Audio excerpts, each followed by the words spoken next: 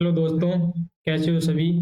जैसा कि हमने सोइल साइंस का अपना फंडामेंटल बैच स्टार्ट किया था और उसके अपने 6 लेक्चर कंप्लीट हो चुके हैं। और वो अपना आज 7 नंबर का जो लेक्चर है वो वेदरिंग ऑफ रॉक्स। और जितने भी जो अपने फर्स्ट टाइम जो इतनी स्टूडेंट्स जो देख रहे हैं लेक्चर, उनको बताना चाहता हूँ कि अपने जितने भी हर वीक में अपने 3 लेक्चर होते हैं, फ्राइडे, सैटरडे एंड संडे को। और यदि आप पहली बार वीडियो देख रहे हो तो उससे पहले अपन अपने जो जितने भी 6 लेक्चर कंप्लीट हो गए हैं, 15-20 मिनट्स की वीडियो है, उसको आप एक बार देख लीजिएगा। क्योंकि आपने कोई यदि आप देख लोगे तो लिंक हर वीडियो जो नेक्स्ट वाला आने वाला वीडियो है वो पहले वाली वीडियो से कंटेंट उसका लिंक करता है, तो आपको चीज़ें कंसेप्चुअली अच्छे से समझ में नहीं आएगा, इसलिए आप पहले वो वीडियो जाके देख सकते हो। और आज अपन वेदरिंग ऑफ रॉक्स के बारे में बात करने वाले हैं, जो सोइल साइंस का बहुत इंपॉर्टेंट टॉपिक है। इससे डायरेक्ट क्वेश्चन आ जाते हैं ऐसे कैसे उठ के। तो वेदरिंग ऑफ रॉक्स क्या है उसके बारे में पढ़ने से पहले अपना जो लास्ट लेक्चर था उसके बारे में एक बार थोड़ा सा यहाँ पर 2 मिनट देख लेते हैं क्या है। तो लास्ट लास्ट लेक्चर था अपना, लेक्चर नंबर 6। वो क्या था, जो सोइल फॉर्मिंग रॉक्स थी उसके बारे में अपने स्टडी किया था।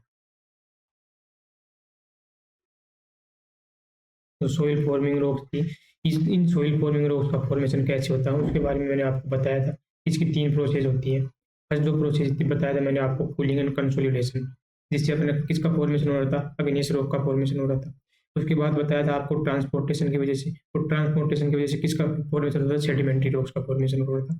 और थर्ड बताया था आपको कि जो मतलब अल्ट्रेशन से फॉर्म हो रहा था, और अल्ट्रेशन से क्या हो रहा था कि जो पहले से रॉक है उनके उनके अंदर अल्ट्रेशन होकर के जो जिस मतलब रॉक का फॉर्मेशन हो रहा है उसको, उसमें अपन किस टाइप के रॉक्स पढ़े थे, मेटामॉर्फिक रॉक्स पढ़े थे। तो 3 टाइप के रॉक का फॉर्मेशन कैसे कैसे कौन सी प्रोसेस से हो रहा था, कौन कौन से वेरियस प्रोसेसेस का फॉर्मेशन हो रहा था, उनके बारे में अपन वहाँ पर डिस्कशन किए थे। तो आप वो उस चीज़ को देख सकते हो एक बार जाकर। अब रॉक्स का फॉर्मेशन अपने पढ़ लिया था, उससे पहले अपन ने लास्ट क्लास में पढ़ लिया था कि अपने कंपोनेंट्स ऑफ सोइल से स्टार्ट किया था। अपना अपना अल्टीमेट एम क्या था, अपने को सोइल फॉर्मेशन करना है। तो सोइल फॉर्मेशन करने के बाद उसकी कंप्लीट स्टडी अपने को सोइल के बारे में पढ़ना है। तो उसी सीरीज में अपन चल रहे थे आज। तो उस सीरीज में आता है वेदरिंग ऑफ रॉक्स, क्योंकि वेदरिंग के बिना अपन सोइल का फॉर्मेशन नहीं कर सकते। क्योंकि मैंने आपको कंपोनेंट्स जब बताया था सोइल के, तो उसमें बताया था कि मिनरल्स जो कंपोनेंट्स है वो सोइल का मेजर कंपोनेंट्स है, जो 45% पाया जाता है।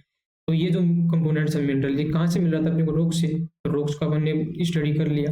मिनरल्स के बारे में मैं आपको बेसिक बेसिक आइडिया बता दिया था लेक्चर नंबर 4 या 5 के अंदर। तो आज अपन बात कर रहे हैं कि जो रॉक्स हो गया, तो जो वेदरिंग होकर के अपने को मिनरल्स कैसे फॉर्म हो रहा है और मिनरल से सोइल का कैसे फॉर्मेशन हो रहा है, तो उसका जो बीच में लिंक करने वाली जो कड़ी है वो क्या है, वेदरिंग है। ठीक है, तो वेदरिंग के बारे में आज पढ़ेंगे। और वेदरिंग है क्या, कि बेसिकली एक मतलब बड़े पार्टिकल का छोटे पार्टिकल में टूटना, वही क्या है, वेदरिंग होना। मतलब एक तरह से मतलब ब्रेक डाउन होना, टूटना। रॉक्स का क्या होता है, वेदरिंग होता है। अब कौन कौन सी प्रोसेस से टूट रहा है, कौन कौन सी प्रोसेस इसके अंदर इन्वॉल्व होने वाली है, वो अपन सब इसके अंदर पढ़ने वाले हैं। ठीक है,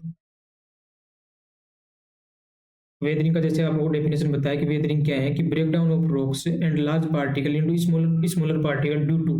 अब किसकी वजह से हुआ, मैंने बताया कि रॉक का टूटना। रॉक तो टूट तो रही है, लेकिन किसकी वजह से टूट रही है, कोई फिजिकल फोर्स, मतलब भौतिक बल उसके अंदर काम कर रहे हैं उसकी वजह से हो रहा है। केमिकल फोर्सेज मतलब जो रासायनिक जो बल है वो काम कर रहे हैं, या बायोलॉजिकल जो फोर्सेज है, जैविक जो बल है उनकी वजह से। और ये जैविक बल, फिजिकल जो केमिकल है, फिजिकल है और बायोलॉजिकल है, ये फोर्सेज की वजह से ही हम वेदरिंग को फिर 3 टाइप्स में डिवाइड करके पढ़ते हैं। ठीक है, तो टाइप्स ऑफ वेदरिंग की यदि बात करें तो उसको 3 टाइप्स में पढ़ते हैं। फिजिकल वेदरिंग मतलब जो फिजिकल फोर्सेज की वजह से जो हो रही है उसको अपन ने क्या बोला, फिजिकल वेदरिंग। और जो केमिकल फोर्सेज की वजह से उसको केमिकल वेदरिंग। और जो बायोलॉजिकल वेदरिंग की वजह से हो रही है उसको क्या बोला हमने, सॉरी, बायोलॉजिकल फोर्सेज की वजह से उसको क्या बोला हमने, अपनी बायोलॉजिकल वेदरिंग। इसकी एक एक अपन स्टडी करेंगे। तो उससे पहले इसका कंसेप्ट समझ लेते हैं, चीज होती क्या है वेदरिंग। वेदरिंग के अंदर 2 टर्म्स अपने को बहुत ज्यादा काम आएंगे यहाँ पर। एक होता है डिसइंटीग्रेशन, ठीक है, एक डिसइंटीग्रेशन एंड डीकम्पोजिशन।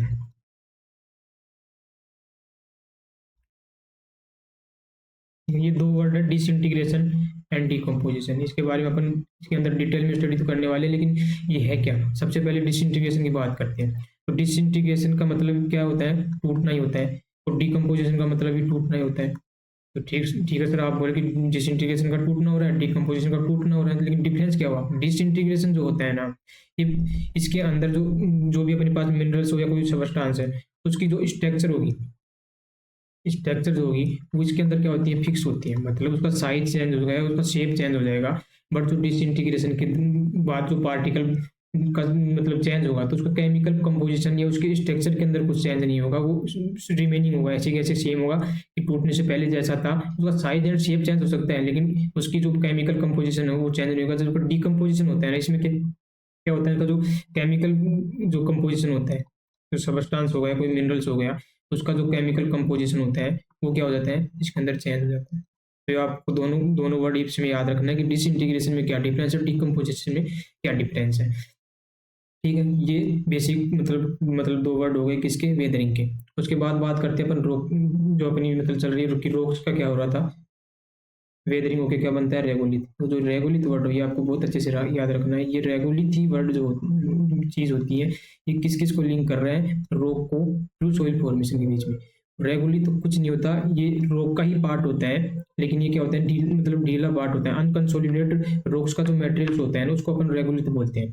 तो रॉक से रेगोलिथ का फॉर्मेशन होना, अपने यहाँ पर मतलब दो टर्म्स का मतलब दो टर्म्स और पढ़ने वाले हैं, फर्स्ट टर्म्स और सेकंड टर्म्स। ये आपको मतलब यदि अच्छा पेपर बनता है तो आपको यहाँ पर पूछा जाएगा, नहीं अदरवाइज यहाँ पर नहीं पूछा जाएगा। तो फर्स्ट होता है उसको बोलते हैं अपन जियोलॉजिकल वेदरिंग,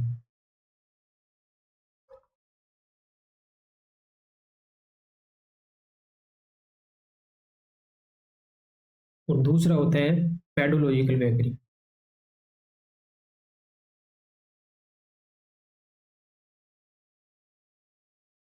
ठीक है, मतलब क्या बोल रहा हूँ, मतलब जियोलॉजिकल मतलब जियोलॉजिकल वर्ड मतलब जो जियो वर्ड होता है किससे रिलेटेड होता है, अपने अर्थ वगैरह से रिलेटेड होता है, और अर्थ में क्या होती है, रॉक्स होती है।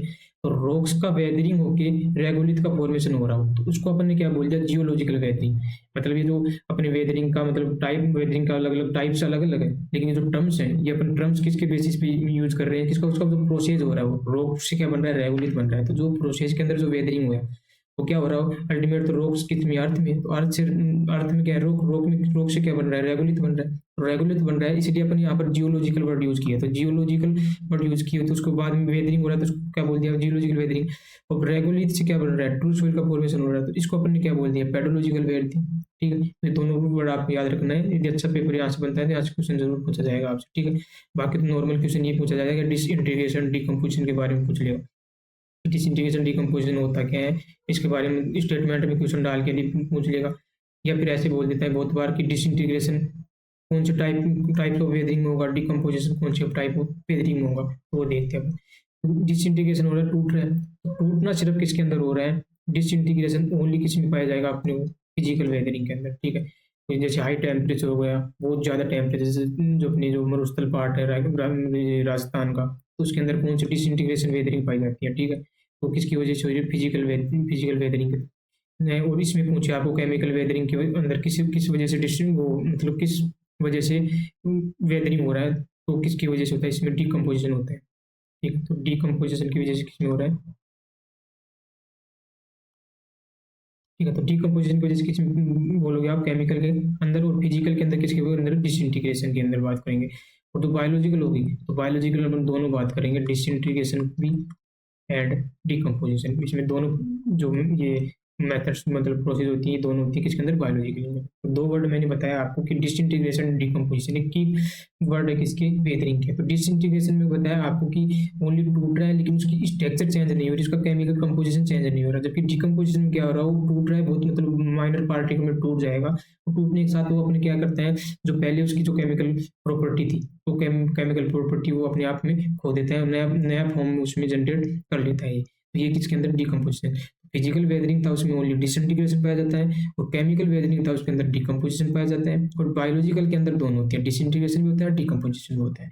ये बात आप लोग यहाँ पर याद रखना है। उसके बाद बात करते हैं रोग से, दो वर्ड और बताया मैंने, एक बताया जियोलॉजिकल वेदरिंग और एक बताया पेडोलॉजिकल वेदरिंग। तो जियोलॉजिकल वेदरिंग किस में हो रहा था, रोग से रेगुलित का फॉर्मेशन हो रहा था तो इसमें जियोलॉजिकल वेदरिंग, और रेगुलित से ट्रू सॉइल का फॉर्मेशन हो रहा हो तो उसको बोलते हैं अपन पेडोलॉजिकल वेदरिंग। तो ये दो दो वर्ड यहाँ पर थे, डिसइंटीग्रेशन, डिकम्पोजिशन, आपको अच्छे से याद रखना है। Geological weathering and pedological weathering अपन को याद रखना है। यदि कोई जीआरएफ की प्रिपरेशन कर रहा है तो उसके लिए बहुत ही ज़रूरी है, वो तो डिटेल में इसमें स्टडी किया होगा। लेकिन जो यदि नॉर्मली फंडामेंटल पढ़ रहा हो अपने मतलब एग्जाम के पर्पज से, तो वो नहीं भी याद रखेगा तो चलेगा। लेकिन अच्छा यदि पेपर बनता है तो geological weathering and pedological weathering का क्वेश्चन आपको देखने को मिल सकता है। नेक्स्ट पढ़ते हैं अपन एक एक करके फिजिकल वेदरिंग, उसके बाद केमिकल वेदरिंग और बायोलॉजिकल वेदरिंग की बात करें। सबसे पहले बात आती है फिजिकल वेदरिंग। अब फिजिकल वेदरिंग मैंने बताया कि फिजिकल वेदरिंग फिजिकल फोर्सेज की वजह से हो रही है। अब फिजिकल फोर्सेज के मतलब क्या होता है, आप बोलोगे फिजिकल फोर्सेज क्या हो गया, तो फिजिकल फोर्सेज जैसे वाटर की वजह से हो सकते हैं, ठीक है, वो टेम्परेचर की वजह से होता है, एयर की वजह से होता है। और मैंने बताया कि without change in chemical composition, मतलब इसमें कोई केमिकल कंपोजिशन चेंज नहीं होता। अब वाटर से कैसे होगा, आपने देखा होगा, मैंने लास्ट टाइम सोइल का फॉर्मेशन पढ़ाया था, उसमें ट्रांसपोर्ट से क्या बताया था, सेडिमेंट्री रॉक्स का फॉर्मेशन हो रहा था। और सेडिमेंट्री का रॉक्स का फॉर्मेशन किससे हो रहा था, पानी की मूवमेंट से, मतलब एक जगह से दूसरी जगह पानी जा रहा था, वो अपने साथ छोटे छोटे पार्टिकल लेके जा रहा था, और छोटे छोटे पार्टिकल ले जा करके समुद्र या सी में इकट्ठे होकर रहे थे, और इकट्ठे होकर क्या बना रहा था, सेडिमेंट्री रॉक्स का फॉर्मेशन कर रहा था। तो जब सेडिमेंट्री रॉक्स का फॉर्मेशन वाटर से हो सकता है, तो रॉक्स का भी वेदरिंग होकर के सोइल का फॉर्मेशन हो जाता है। आप उस टाइम उस लेक्चर में बताया था कि ये रिवर्सिबल प्रोसेस होती है, कि मिनरल्स होते हैं। लास्ट लेक्चर में आपको बताया था कि जो मिनरल्स होते हैं, मिनरल से रॉक का फॉर्मेशन और रॉक से मिनरल्स में फॉर्मेशन, ये क्या होती है, रिवर्सिबल प्रोसेस होती है, ठीक है। तो यहाँ पर क्या बताया मैंने, वाटर से, तो वाटर से क्या होगा, तो पार्टिकल फ्लो करके जाएंगे और आसपास कोई एरिया के अंदर इकट्ठे होंगे, इकट्ठे होकर लॉन्ग टाइम तक पड़े रहेंगे, तो उसके अंदर फिर अलग अलग वेदरिंग की प्रोसेस होंगी, और प्रोसेस अगर वो क्या अल्टीमेट किसमें, सोइल में फॉर्म हो जाता है। तो वाटर फिजिकल फैक्टर हुआ नहीं हो। उसके बाद बात करते हैं टेम्परेचर की। टेम्परेचर की बात कैसे बात करेंगे, तो टेम्परेचर कैसे करते हैं, जैसे टेम्परेचर बहुत क्या होता है, कभी कभी दिन में टेम्परेचर क्या होता है, हाई हो जाता है, किसमें, डे के टाइम, ठीक है। जैसे टेम्परेचर हाई हुआ तो मोलिक्यूल क्या करते हैं, जो पार्टिकल्स होते हैं, मोलिक्यूल्स होते हैं, ये कोलिजन करते हैं, मतलब आपस में टकराते हैं, टकरा करके क्या करते हैं, साइज को इंक्रीज करते हैं, या एक दूसरे को मतलब साइज में इसकी इंक्रीज करते हैं। तो यहाँ क्या होता है उस टाइम, एक्सपेक्शन जो है, ठीक है, उसका क्या होता है, साइज क्या हो गया है, इंक्रीज हो जाता है, साइज इंक्रीज हुआ। और फिर नाइट में क्या हुआ, टेम्परेचर वापस से कम हुआ। जैसे उनको वापस से टेम्परेचर कम हुआ, साइज वापस से क्या हुआ, कम हो गया, साइज क्या हो गया, रिड्यूस हो गया।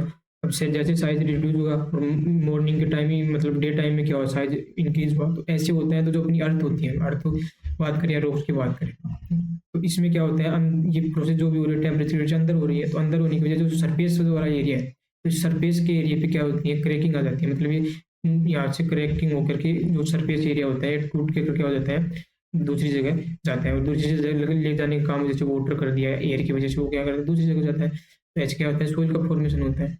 तो टेम्परेचर कैसे इफेक्ट किया, तो जो ये प्रोसेस होती है, इस प्रोसेस की वजह से जो वेदरिंग होती है उसको हम बोलते हैं ओनियन टाइप वेदरिंग। ये वर्ड सिर्फ आपको याद रखना है, ये डायरेक्ट पूछ सकते हैं कभी, ओनियन टाइप की जो वेदरिंग किसकी वजह से होती है, टेम्परेचर की वजह से होती है, और किसके, फिजिकल वेदरिंग के अंदर होती है।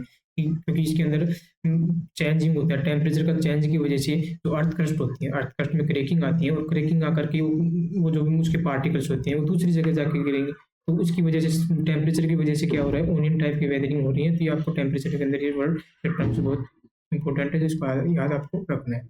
वाटर के द्वारा आपको बताया कि जो रिवर्स वगैरह होती हैं, और जो ये रिवर्स के द्वारा जो स्टोन पार्टिकल्स होते हैं दूसरी जगह जाएंगे, तो जैसे दूसरी जगह जाएंगे तो फ्रिक्शन लगेगा आपस में, स्टोन पार्टिकल, फ्रिक्शन की वजह से छोटे छोटे पार्टिकल में टूटते हैं, ऐसे ऐसे टूटते टूटते धीरे धीरे कट हो जाते हैं, और सोइल का फॉर्मेशन करते हैं। और नेक्स्ट आगे जाके उसके अंदर अपन पढ़ेंगे, प्रोसेस पढ़ेंगे कि कौन कौन सी जो प्रोसेस होती है, सोइल फॉर्मिंग वाली जो लेक्चर होगा सोइल फॉर्मेशन वाले में, कि किस प्रकार से कौन कौन सी प्रोसेस लॉन्ग टाइम के बाद सोइल का फॉर्मेशन होता है। क्योंकि आपको फर्स्ट या सेकंड लेक्चर में मैंने बताया था कि 1 सेंटीमीटर सॉइल फॉर्मेशन में 800 से 1000 वर्ष मतलब का टाइम लग जाता है। तो आप सोच सकते हो कितनी बड़ी लंबी प्रोसेस है, ठीक है। एयर की बात करें तो एयर की क्या होती है, जैसे थार थार वगैरह है अपना मरुस्थलीय पार्ट जो राजस्थान का, तो उसके अंदर फिजिकल वेदरिंग में इसमें एयर वो करती है कि एयर अपने साथ में कुछ छोटे छोटे पार्टिकल को लेकर दूसरी छोटे मतलब दूसरी जगह लाकर डालेगी। तो ये भी क्या कर दिया, उसका वेदरिंग का पार्ट हो गया। और उसके बाद आइस लिक्विड, ये अपने को ग्लेशियर वगैरह की जगह होती है वहाँ पर देखा जाता है। ग्लेशियर के अंदर, और कुछ लाइटनिंग का फैक्टर भी होता है फिजिकल प्रोसेस के अंदर। ग्लेशियर आइस से लिक्विड, लिक्विड से आइस का फॉर्म होता है। तो इसके अंदर आपको एक लाइन याद रखनी है, इसकी जब ये आइस से लिक्विड, लिक्विड से आइस में जाते हैं तो उस टाइम यहाँ पर 9% जो वॉल्यूम होता है ना इंक्रीज होता है, ठीक है। 9% वॉल्यूम क्या होता है, इंक्रीज होता है। डायरेक्ट लाइन पूछी हुई है। अब क्यों होता है, आपने 11th 12th में केमिस्ट्री के अंदर पढ़ा हो कि जब 4 डिग्री सेंटीग्रेड पे आइस मतलब जब जाती है तो उसमें क्या होता है, कैविटी फॉर्म हो जाती है। तो कैविटी फॉर्म होने की वजह से उसका वॉल्यूम क्या हो जाता है, ज़्यादा हो जाता है, ठीक है। आप वो बोले तो आप बेसिक चीज़ देखोगे, आप कोई गिलास में नहीं पानी रखते हो, ठीक है, फ्रिज के अंदर रखते हो, जैसे इतना गिलास में पानी रखा, लेकिन आपने उसको यदि वो आइस उसके अंदर फ्रीज होगी फ्रीजर के अंदर, तो यहाँ तक आपको दिखेगा। तो ये किस वजह से दिखता है, क्योंकि आइस जब 4 डिग्री सेंटीग्रेड पे होती है तो उसका क्या हो जाता है, उसका वॉल्यूम इंक्रीज होता है, और वॉल्यूम कितना 9% वॉल्यूम इंक्रीज होता है। तो इस वजह से ही वही टेम्परेचर में क्या हो रहा था, साइज इंक्रीज और फिर साइज कम हो रहा था। तो वही फैक्टर इसके अंदर भी हो जाता है, आइस से लिक्विड, लिक्विड से आइस। उससे भी किस कौन से टाइप की वेदरिंग हो रही है, फिजिकल वेदरिंग हो रही है, ठीक। यहाँ तक समझ में आया कि फिजिकल वेदरिंग किसकी वजह से हो रहा है, फिजिकल फोर्सेज की वजह से। और फिजिकल फोर्सेज में कौन से हो सकता है, आपको डायरेक्ट हो सकता है वाटर, टेम्परेचर, एयर।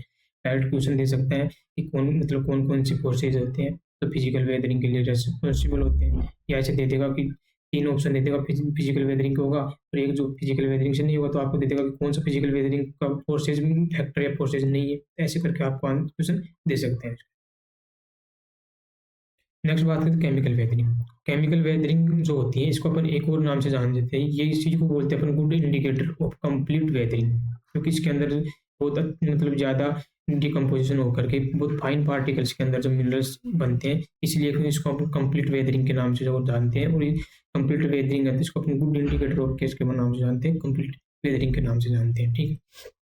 और केमिकल जो वेदरिंग होती है, इस केमिकल वेदरिंग के अंदर बात करते हैं तो इसके टाइप्स की बात करें तो उसमें आता है solution type, hydration, hydrolysis, carbonation, oxidation and reduction. ये सिक्स ऐसे टाइप्स है इसके जो केमिकल वेदरिंग के लिए रेस्पॉन्सिबल होते हैं। अब इनको एक एक अपन पढ़ेंगे कि क्या चीज़ है, कैसे क्या होता है, ठीक है।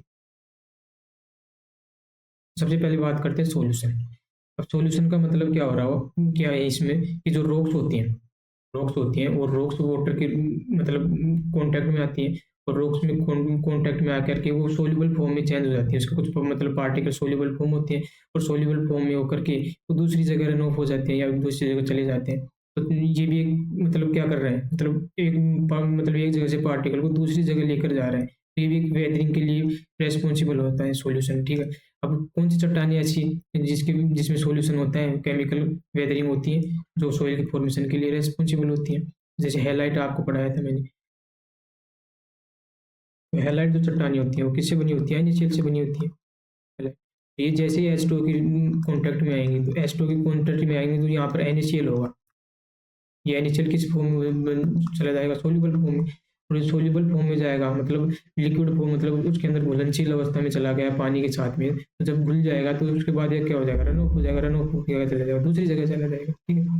ये भी क्या है, एक प्रकार का वेदरिंग के लिए रेस्पॉन्सिबल है कौन सा, सॉल्यूशन। और किसकी वजह से हो रहा है, H2O की वजह से हो रहा है, ठीक है? याद रखना है आपको, H2O की वजह से सॉल्यूशन हो रहा है। नेक्स्ट बात करते हैं हाइड्रेशन, ठीक है। हाइड्रेशन और हाइड्रोलाइसिस, यहाँ पर 2 वर्ड है, तो दिखाता हूँ। एक कौन सा है, हाइड्रेशन, एक होता है हाइड्रोलाइसिस। ये भी दोनों वाटर की वजह से होता है, ठीक है, H2O की वजह से। लेकिन आप बोलोगे इसमें डिफरेंट क्या है, लाइसिस वर्ड आ गया, मतलब कभी भी आपको लाइसिस वर्ड दिख जाए तो मतलब समझ जाना कि टूटना। इसमें क्या होता है कि जो H2 होता है ना, ये H2 अपनी अदर अदर पार्टिकल्स के अंदर टूट जाते हैं, मॉलिक्यूल्स के अंदर H+ और H- के अंदर। जबकि जो ये हो जाता है हाइड्रेशन, इसमें क्या हो जाता है, H2 डायरेक्ट मतलब ऐड हो जाता है और अपना नया फॉर्म का फॉर्मेशन कर जाता है, कोई नया मिनरल्स इसके अंदर फॉर्म कर लेता है। तो दोनों डिफरेंस आपको याद रखना है कि हाइड्रेशन क्या है और हाइड्रोलाइसिस। लाइसिस मतलब क्या हो रहा है कि H2 टूट रहा है, H+ और OH- में टूट करके रिएक्शन में पार्टिसिपेट कर रहा है। जबकि हाइड्रेशन में क्या हो रहा है, H2 हो रहा है, ये डायरेक्ट जो जो भी अपने पास मिनरल्स हैं उससे डायरेक्ट ऐड होकर के उसको नया फॉर्म जनरेट कर रहा है। तो हाइड्रेशन में ओनली क्या हो रहा है, H2 ऐड हो रहा है, हाइड्रोलाइसिस में क्या हो रहा है, H2 मतलब टूट रहा है। और ऐसे आपको पढ़ाऊंगा कार्बोनेशन, नेशन वर्ड आ गया, तो इसमें क्या हो रहा है, इसके अंदर आपको बताऊंगा कि CO2 ऐड होती है। जैसे जो हाइड्रेशन मैंने पढ़ाया, हाइड्रेशन में क्या हो रहा है, H2 ऐड हो रहा है, और कार्बोनेशन में क्या होता है, CO2 ऐड। तो तीन चीज़ें आपको यहाँ पर आपको याद रखना है, तो आपको समझने में आसानी होगी इसमें, ठीक है। तो अब हाइड्रेशन सॉल्यूशन की बात कर लिया अपन ने, हाइड्रेशन की बात करें तो हाइड्रेशन क्या होता है, ये जो होता है बहुत इंपॉर्टेंट, मतलब अपनी इसके लिए जो वेदरिंग के लिए बहुत केमिकल वो इंपॉर्टेंट स्टेप्स में माना जाता है, टाइप्स माना जाता है, कौन सा, हाइड्रेशन के। इसमें एक बात करते हैं और यूनियन ऑफ वाटर, मतलब यूनियन मतलब वाटर का जुड़ना, वाटर जुड़ता है और सब्सटेंस जो होता है ना वो अपनी चेंज कर लेता है केमिकल स्ट्रक्चर के अंदर। जैसा कि अपने को मैंने पहले ही बताया था कि इसके अंदर डिकम्पोजिशन होता है और डिकम्पोजिशन की वजह से होने की वजह से ये अपनी न्यू फॉर्म में चेंज कर लेता है।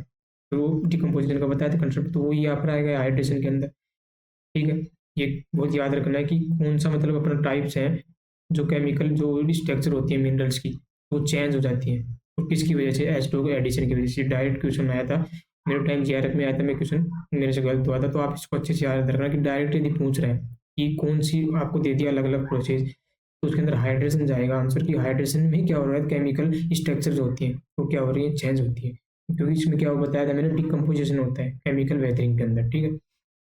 जैसे वो एग्जाम्पल के लिए बात करें इसके अंदर कैसे केमिकल मतलब चेंज हो रहे हैं, जैसे मैं बात करता हूँ कैल्शियम सल्फेट की, ठीक है। ये कैल्शियम सल्फेट जैसे H2 के कॉन्टेक्ट में आता है तो ये क्या बना लेता है, CaSO4 2H2। जैसा कि आप लोग सब पढ़ते हो आर 11 12 से, इसी को अपन क्या बोलते हैं, जिप्सम, ठीक है। इसको क्या बोलते हैं, जिप्सम। तो कैल्शियम सल्फेट जैसे H2 मॉलिक्यूल से ऐड होता है और किसका फॉर्म होता है, जिप्सम। तो पहले तो क्या था, एनाहाइड्राइड फॉर्म में मिल रहा था, तो एनाहाइड्राइड फॉर्म में जब कैल्शियम सल्फेट था वो अदर अपनी जो इनकी केमिकल स्ट्रक्चर थी अलग थी, लेकिन अब ये जिप्सम फॉर्म में चेंज हो गया, जिप्सम फॉर्म चेंज हो गया तो इसकी स्ट्रक्चर चेंज हो गई। जैसे यहाँ से आपको लिंक हुआ चीज की, इसमें क्या हो रहा है, क्या हो रहा है कि चेंज हो रहा है किसके अंदर, केमिकल स्ट्रक्चर के अंदर। और यदि एग्जाम्पल की यदि बात करें अपन, जैसे आप पढ़ोगे Fe2O3 हेमेटाइट, ये हेमेटाइट H2O से रिएक्ट करता है, ठीक है। ये H2O से रिएक्ट करता है और क्या बना देता है, Fe2O3 प्लस प्लस 3H2 का मॉलिक्यूल, ठीक है। दो से मल्टीप्लाई रिएक्शन हो गई, इसको अपन क्या बोलते हैं, लिमोनाइट, ठीक है। ये जो लिमोनाइट है किसका, येलो कलर होता है। अपन सॉइल के अंदर तुम लोग जो कलर देखते हो येलो कलर, वो किसकी वजह से होता है, लिमोनाइट की वजह से होता है। अभी लिमोनाइट बन गया, यहाँ पर क्या था, ये येलो कलर का, और यहाँ पर मैं आपको बात करता हूँ हेमेटाइट की, ये क्या था, रेड कलर का। दोनों के कंपोजिशन में डिफरेंट है, ये इसका केमिकल जो कंपोजिशन देखेंगे अलग है, इसका केमिकल कंपोजिशन के साथ में इसकी स्ट्रक्चर अलग है। तो आपको समझ में आ गया कि हाइड्रेशन में क्या हो रहा है, लीड कर रहा है किसको, change in chemical structure of minerals के अंदर, ठीक है। और इसके अंदर जो जो होते हैं हाइड्रेशन के अंदर जो मेनली जो होते हैं, इसके अंदर हाइड्रेशन होता है जितने भी जो फेरो मैग्नीशियम होता है, फेरो मैग्नीशियम जो मिनरल्स होते हैं उसके अंदर अपने को देखना को मिलता है, क्योंकि ये जो फेरो मैग्नीशियम मिनरल्स होते हैं इसमें कौन कौन जाते हैं, जैसे फेरस आ गया, मैग्नीज आ गया, सल्फर आ गया। ये जो क्या होते हैं, इनकी जो ऑक्सीडेशन जो स्टेज होते हैं वेरिएबल होते हैं, तो ऑक्सीजन स्टेज वेरिएबल होने की वजह से ही ये क्या करते हैं, अदर फॉर्म में चेंज कर देते हैं मिनरल्स को। ये सेम जो फेरो मैग्नीशियम मिनरल्स होता है, आगे आपको रिडक्शन एंड ऑक्सीडेशन जो अपने टाइप्स पढ़ा अपने केमिकल वेदरिंग, उसके अंदर ही भी ये चीज़ आपको रिपीट होगी, तो वहाँ पर आप देख सकते हैं इसको। नेक्स्ट बात करते हैं हाइड्रोलाइसिस की। तो हाइड्रोलाइसिस में पहले आपको बताया मैंने कि लाइसिस हो रहा है, मतलब उसमें H2 है ना वो अपने दो पार्टिकल में टूट रहा है, H प्लस में और OH माइनस में, ठीक है। तो जो हाइड्रोलाइसिस है मतलब टूट रहा है, और हाइड्रोलाइसिस किसका हो रहा था, होता है यहाँ पर जो मिनरल्स अपने यूज करते हैं, जैसे मैंने आपको पढ़ाया था पेलेट्स पर,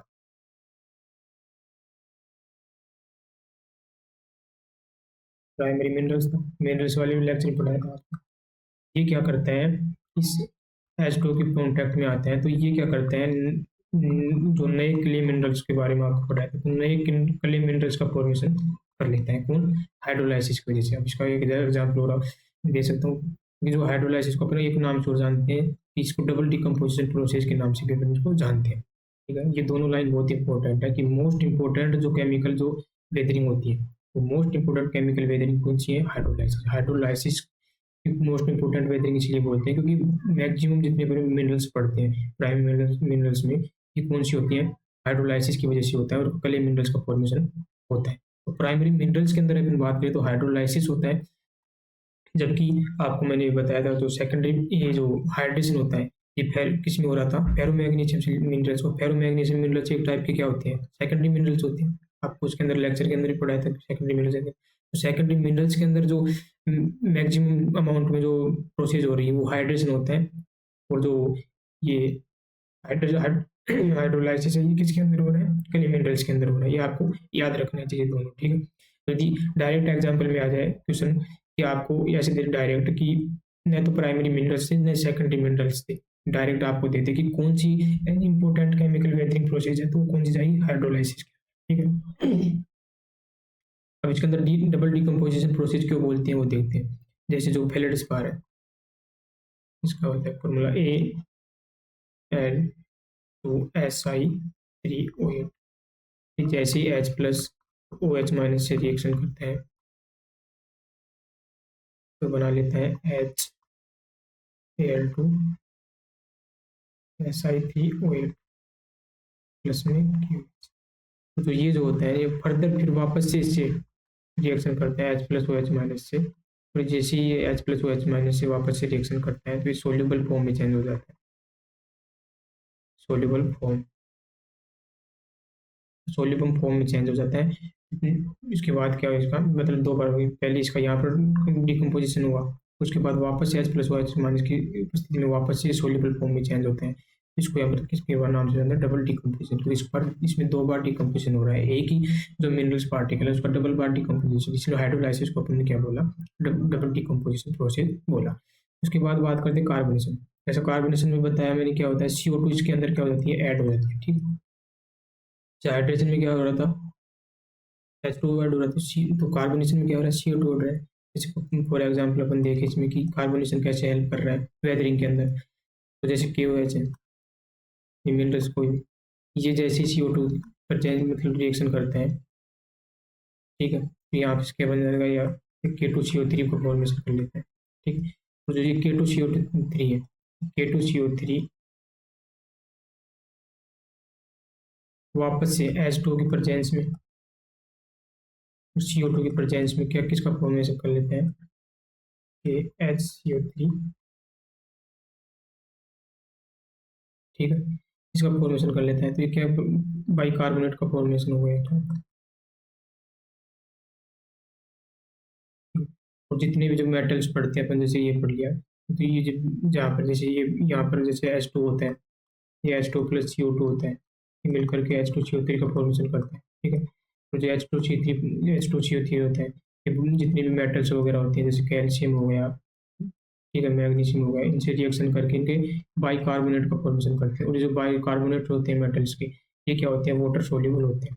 वाटर सोल्यूबल होते हैं और वाटर सोल्यूबल के रन ऑफ की ओर से ये क्या चले जाते हैं, दूसरी जगह चले जाते हैं। तो ये भी एक वेदरिंग का प्रोसेस हो गया। कैसे CO2 ऐड होके वो दूसरा दूसरा फॉर्म में चेंज करती है, दूसरे फॉर्म में चेंज करती है करके उसको सोल्यूबल फॉर्म में लेके आती है। तो सोल्यूबल फॉर्म में लेके आने के बाद रन ऑफ के, जैसे अपने फर्स्ट में सॉल्यूशन में पढ़ा, वैसे वो रन ऑफ के सॉल्यूशन वाटर के साथ में क्या है, दूसरी जगह जा सकते हैं। तो ये भी इसके पार्टिसिपेट हो गया वेदरिंग का, तो कार्बोनेशन हो गया। उसके बाद बढ़ते हैं ऑक्सीडेशन एंड रिडक्शन। जो ऑक्सीडेशन रिडक्शन रिएक्शन देखते हैं ना, ये अपन मेनली देखते हैं अपन, आप मैंने लास्ट टाइम में आपको बताया था, जो फेरोमैग्नीशियम सिलिकेट, जो फेरोमैग्नीशियम होते हैं मिनरल्स, ये जो फेरोमैग्नीशियम मिनरल्स होते हैं इसके अंदर पाया जाता है। फेरोमैग्नीशियम मिनरल्स के अंदर कौन कौन सा, फेरस आ जाता है, मैग्नीशियम, सल्फर आ जाता है। जो इनकी जो ऑक्सीडेशन स्टेट होती है, आपको पता है ये वेरिएबल ऑक्सीडेशन स्टेट दिखाता है। जैसे Fe की बात करते हैं, +2 +3 में होता है, Mn पे अपने अलग अलग +2 में +4 में, तो सल्फर भी अपने अलग अलग +1 से +6 तक अपनी वेरिएबल वेरिएशन दिखाता है। तो ये दिखाता है। तो ऑक्सीडेशन रिडक्शन रिएक्शन आपको पता है, ऑक्सीडेशन में क्या हो रहा था कि ऑक्सीडेशन स्टेट का बढ़ना, रिडक्शन में क्या होता है, ऑक्सीडेशन स्टेट का कम होना। ये दोनों प्रोसेस हो रही थी। तो इसलिए जो फेरोमैग्नीशियम जो मिनरल्स होते हैं उसके अंदर ऑक्सीडेशन रिडक्शन दोनों रिएक्शन एक साथ पाई जा सकती है। इसलिए ये भी किसकी मतलब डिकम्पोजिशन करेंगे, पार्टिसिपेट करेंगे, तो अल्टीमेट किसके अंदर फॉर्म कर रहा है, सॉइल फॉर्म में कर रहा है। तो अपन केमिकल वेदरिंग में कौन कौन सा पड़ा है, ऑक्सीडेशन रिडक्शन। तो इसकी कंडीशन की बात करें, कंडीशन के लिए जो है, ऑक्सीडेशन के लिए क्या चाहिए अपने को, मतलब एयर अमाउंट ज़्यादा होगी, अल्टीमेटली क्या होगा, O2 ज़्यादा होगा, ठीक है। इसके अंदर बात करें तो इसके अंदर क्या होगा, O2 की प्रेजेंस कम होनी चाहिए। अब O2 की प्रेजेंस कम किस में होती है, जैसे वाटर भर गया, वाटर आ गया, वाटर की वजह से कोई लैंड है हमारी, लैंड पर वाटर आ गया, ठीक है। वाटर आने की वजह से यहाँ के जो पोर्स हैं वो क्या हो गए, फिल हो गए। फिल होने की वजह से एयर अच्छे से पास नहीं होगी, तो एयर पास नहीं होगी तो यहाँ पर क्या हो जाएगा, वाटर सेचुरेटेड सेचुरेटेड कंडीशन आ जाएगी। सैचुरेटेड कंडीशन आ गई, वाटर सैचुरेटेड कंडीशन, वहाँ पर क्या होता है, रिडक्शन होता है, ठीक है। रिडक्शन होकर के क्या किसका फॉर्म कर लेता है, वो मिनरल्स अपनी नई फॉर्म में चला जाता है। नई फॉर्म में चला जाने की वजह से यहाँ पर क्या हो रही है, कौन सी टाइप की केमिकल वेदरिंग हो रही है, ठीक है। और इसमें बात करें O2 ज़्यादा है, O2 ज़्यादा होने की कंडीशन में हो सकता है। और एक क्या हो सकता है, जो BOD होता है, बायोकेमिकल ऑक्सीजन डिमांड और लो। अब बायोकेमिकल ऑक्सीजन डिमांड क्या होती है, कोई भी जितने पॉन्ड्स वगैरह होते हैं, तालाब वगैरह होते हैं, उसकी जो उसमें फिश वगैरह होती है, तो उनको मतलब जिंदा रहने के लिए क्या चाहिए, ऑक्सीजन चाहिए। तो वहाँ पर ऑक्सीजन जितनी ज़्यादा होगी तो उतना ज़्यादा वो सर्वाइव करेंगे। और बायोलॉजिकल ऑक्सीजन डिमांड क्या होती है कि जो जितने भी लिविंग ऑर्गेनिज्म है उनके लिए रिक्वायरमेंट ऑक्सीजन ज़्यादा होगी, मतलब उसको जो उनकी डिमांड होगी उसको बोलते हैं बायोकेमिकल ऑक्सीजन डिमांड। अभी लो होना, मतलब लो होना क्या इंडिकेट कर रही है, उनकी डिमांड कम है। डिमांड कम है मतलब ऑलरेडी उनके पास ऑक्सीजन ज़्यादा है। तो ऑक्सीजन ज़्यादा है तो वहाँ पर उस केस में कौन सा प्रोसेस हो रहा है, ऑक्सीडेशन प्रोसेस हो रहा है। तो ऑक्सीडेशन के लिए कंडीशन आपको क्या रखनी है, एयर ज़्यादा होगा, O2 ज़्यादा होगा, BOD क्या होगा, कम होगा। क्योंकि O2 ज़्यादा है तो अल्टीमेट क्या होगा, डिमांड कम होगी तो BOD क्या होगा, कम होगा। इसके अंदर यदि O2 कम है तो इसके अंदर क्या होगा, BOD क्या होगा। जहाँ भी कोई भी कॉन्स वगैरह है उसमें BOD क्या होगी, ज़्यादा होगी, मतलब डिमांड मतलब ज़्यादा है तो उसमें उस केस में क्या होगा, रिडक्शन हो जाएगा, ठीक। उसके बाद बात करते हैं अपन बायोकेमिकल वो बायोलॉजिकल वेदरिंग। अब बायोलॉजिकल वेदरिंग क्या है,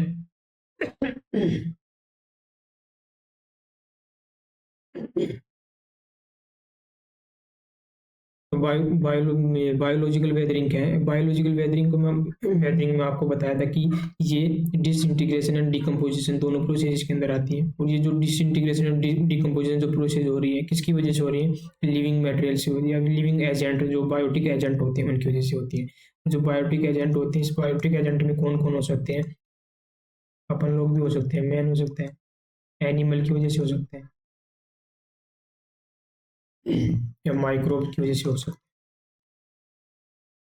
अब माइक्रोब्स की वजह से कैसे होगा, माइक्रो बहुत से माइक्रोब्स होते हैं, जैसे फंजाई वगैरह होते हैं, बैक्टीरिया वगैरह, तो ये क्या करते हैं, एसिड रिलीज करते हैं, ठीक है। तो एसिड रिलीज करते हैं तो एसिड से क्या क्या करेगा, जो भी मतलब पार्टिकल्स वगैरह है उनका क्या होता है, छोटे छोटे पार्टिकल्स में टूटते हैं। एसिड एसिड बहुत स्ट्रॉन्ग मेटेरियल होता है, तो ये क्या करेगा, छोटे छोटे पार्टिकल में उसको डिवाइड कर देगा। तो ये एसिड इनकी वजह से क्या हो रहा है, केमिकल डिकम्पोजिशन हो रहा है यहाँ पर, किसकी वजह से, माइक्रोब्स की वजह से। अपनी मैन और एनिमल की बात करें तो जैसे एनिमल वगैरह एक मतलब एक जगह से दूसरी जगह जाते हैं तो अपने मतलब कुछ मतलब जैसे पैरों वगैरह से वो क्या करते हैं, इफेक्ट इफेक्ट डालते हैं, तो उससे क्या होते हैं, वेदरिंग का प्रोसेस होता है, ठीक है।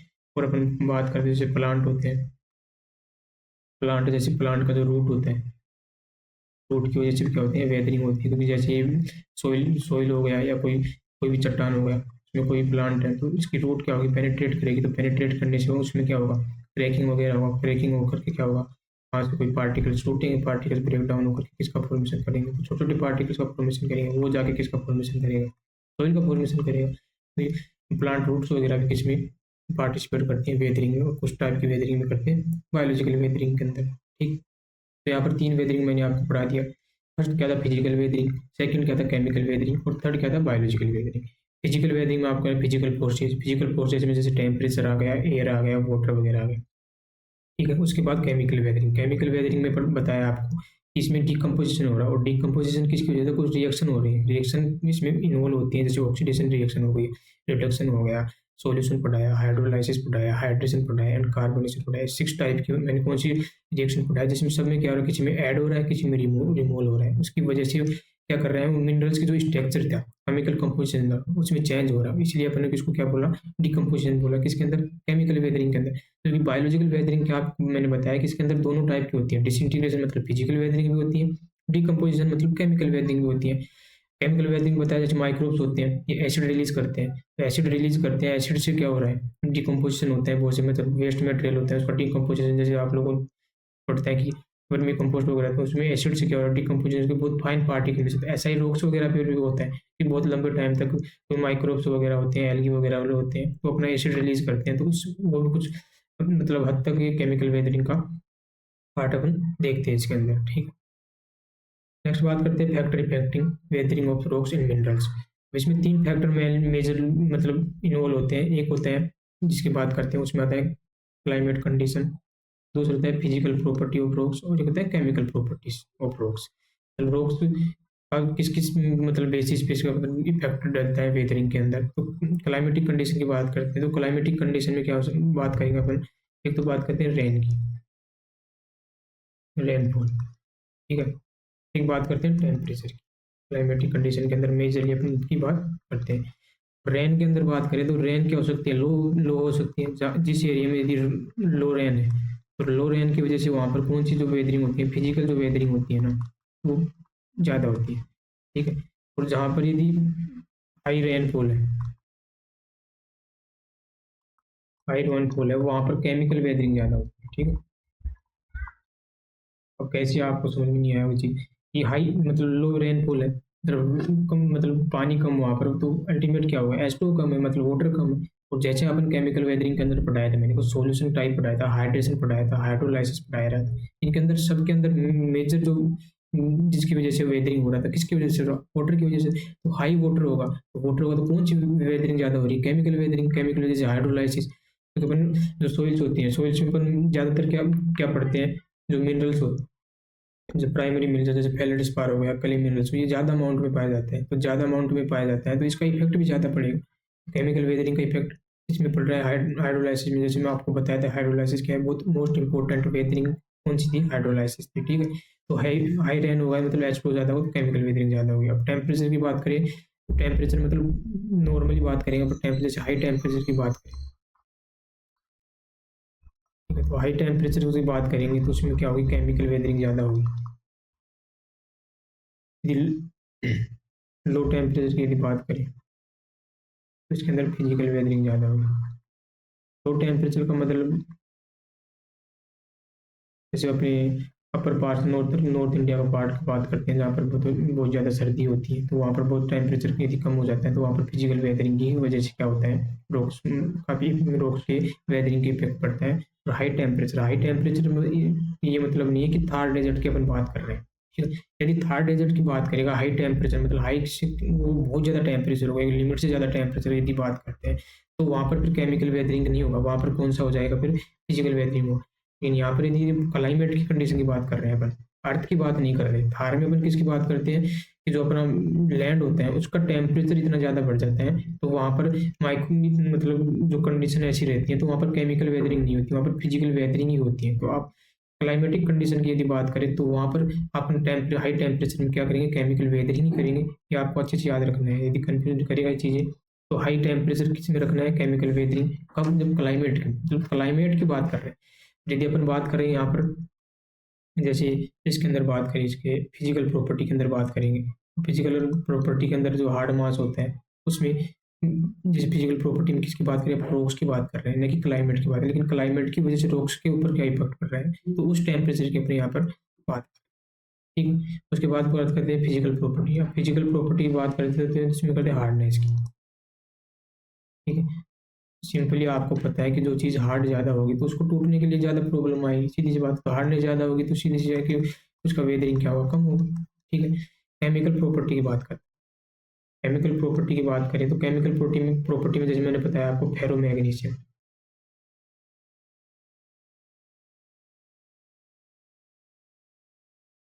ठीक है। फेरोमैग्नीशियम जो मिनरल्स वाले रोग थे तो इसमें क्या हो रहा था, फेरोमैग्नीशियम में क्या बहुत ज़्यादा आपको वो दिख रहा था, ऑक्सीडेशन मिल रहा था, हाइड्रेशन मिल रहा था, मतलब ये चीज़ें मतलब बहुत ज़्यादा हो रही थी उसके अंदर। तो मतलब केमिकल वेदरिंग इसमें ज़्यादा हो रहा था, केमिकल वेदरिंग ज़्यादा हुआ। और आपको बताया कि केमिकल वेदरिंग क्या होता है, कंप्लीट वेदरिंग फॉर्म होता है, इसलिए इसको केमिकल वेदरिंग को अपन क्या बोलते हैं, गुड इंडिकेटर बोल रहे थे। तो गुड इंडिकेटर बोल रहे थे इसलिए बोल रहे थे क्योंकि ये क्या करता है, जो केमिकल प्रॉपर्टी के अंदर भी चेंज कर देता है, और केमिकल प्रॉपर्टी के अंदर चेंज करके उसको बहुत फाइन पार्टिकल्स के अंदर तोड़ तोड़ देता है। इसलिए कंप्लीट वेदरिंग कभी भी आपको वर्ड आ जाए तो उसमें क्या हो रहा था कि जो फेरोमैग्नीशियम मिनरल्स होता है इनकी वजह से कंप्लीट वेदरिंग होती है, ठीक है। तो केमिकल जो प्रॉपर्टी होती है इसमें जो फेरोमैग्नीशियम मिनरल्स होता है इसके अंदर वेदरिंग क्या हो जाती है, ज़्यादा होती है, ठीक है। यदि यहाँ पर सिलिकेट मिनरल्स वगैरह की बात करेगा तो उसके अंदर जो वेदरिंग होगी वो क्या होगी, कम होगी, ठीक है। और इसके अंदर यदि और बात करें फिजिकल वेदरिंग के अंदर, फिजिकल प्रॉपर्टी ऑफ रॉक्स की, तो फिर हार्डनेस ज़्यादा है तो ऑब्वियसली कि उसकी क्या होगी, वेदरिंग कम होगी। ठीक है, तो फैक्टर में भी मैंने पढ़ा आपको क्लाइमेटिक कंडीशन, तो रेनफॉल और टेम्परेचर के बारे में बताया। फिजिकल प्रॉपर्टी में हार्डनेस के बारे में बताया, रॉक्स की यदि हार्डनेस ज़्यादा होगी तो उसकी वेदरिंग कम होगी। केमिकल प्रॉपर्टी में बताया, जैसे केमिकल प्रॉपर्टी में यदि फेरोमैग्नीशियम मिनरल्स होंगे उनकी वेदरिंग ज़्यादा होगी, क्योंकि उसमें कौन सी भी वेदरिंग हो रही है, केमिकल वेदरिंग। और केमिकल वेदरिंग को आपको बताया कि एक कंप्लीट वेदरिंग फॉर्म एक टाइप का, मतलब कंप्लीट वेदर कर देता है। ठीक है, तो केमिकल कंपोजिशन में सिलिकेट हो गए, सिलिकेट का वेदरिंग क्या होता है, थोड़ा कम होता है, जब फेरोमैग्नीशियम मिनरल्स का वेदरिंग क्या होता है, ज़्यादा होता है। अब ओवरऑल तो आपने अलग-अलग फैक्टर देख लिया, लेकिन जनरल अब आपसे बात करें, वेदरिंग, बेस्ट वेदरिंग मतलब वेदरिंग वेदरिंग जो हो, उसके लिए फेवरेबल कंडीशन आप बोलिए।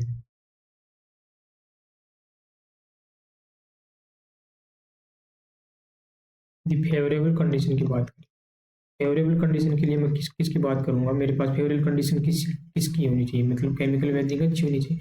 तो केमिकल वेदरिंग अच्छी होने के लिए मुझे पहली बात क्या है, वाटर ज़्यादा चाहिए। वाटर का मतलब मेरे पास जो मेरा जो एरिया, मतलब जो भी मेरा मतलब वेदरिंग का जो पार्ट है उसमें क्या ह्यूमिड होना चाहिए। ह्यूमिडिटी के साथ वहाँ पर टेम्परेचर भी ऑप्टिमम होना चाहिए, मतलब ऑप्टिमम टेम्परेचर का मतलब वहाँ पर वार्म कंडीशन होनी चाहिए। तो ह्यूमिड एंड वार्म कंडीशन जहाँ भी आ जाएगी, वहाँ पर केमिकल वेदरिंग बहुत ज़्यादा होगी। केमिकल वेदरिंग ज़्यादा होगी, अल्टीमेट वेदरिंग बहुत ज़्यादा होगी। तो जभी भी आपको डायरेक्ट क्वेश्चन पूछ लिया कि कौन सी कंडीशन के अंदर, कौन सी ऐसी कंडीशन है जिसमें फेवरेबल वेदरिंग हो, मतलब बहुत अच्छी वेदरिंग होती है, तो कौन सा होगा, ह्यूमिड वार्म कंडीशन, जिसमें अपन बात करते हैं ट्रॉपिकल जो होता है, ट्रॉपिकल क्लाइमेट की जो बात करते हैं। ठीक है, तो जो ट्रॉपिकल क्लाइमेट होता है वो कौन सा होता है, ह्यूमिड एंड वार्म कंडीशन होता है। तो वहाँ पर वेदरिंग क्या होती है, बहुत ज़्यादा देखी जाती है। तो यहाँ पर आज वेदरिंग का लेक्चर कंप्लीट होता है। यदि इसमें आपको कोई भी डाउट आता है, कोई भी चीज़ समझ में नहीं आई हो, तो आप कमेंट में डाल सकते हो, तो सॉल्यूशन आपको मिल जाएगा।